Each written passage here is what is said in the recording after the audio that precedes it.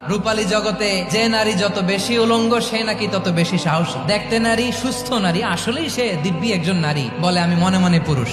সবচেয়ে ভয়ঙ্কর অশ্লীলতার সবচাইতে লেটেস্ট ভার্সন হচ্ছে এই ট্রান্সজেন্ডারিজম। এটা লূত আলাইহিস সালামের কওমের মধ্যে ছিল। এই পশ্চিমের এই রোগ আমার দেশে যেন আসতে না পারে, আমাদের সজাগ থাকতে হবে। প্রিয় ভাইরা, চিল্লায় বলেন ঠিক কিনা?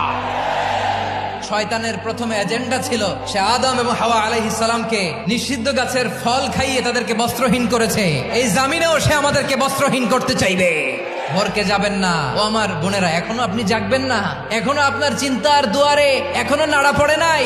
ওরা আপনাকে উলঙ্গ বানাতে চায়, ওরা আপনাকে আইটেম গার্ল বানাতে চায়। দুনিয়ার সবকিছুই অ্যাসেট, এর মধ্যে সবচেয়ে দামি অ্যাসেট নেককার নারী। আপনার গর্ব যে কত দামি আপনি জানেন না। যারা এই নাটকের নামে, সিনেমার নামে আমার সমাজে অশ্লীলতা ছড়াতে চায় তাদের জন্য কঠিন মর্মন্তুদ শাস্তি মজুদ রেখে দিয়েছে কে?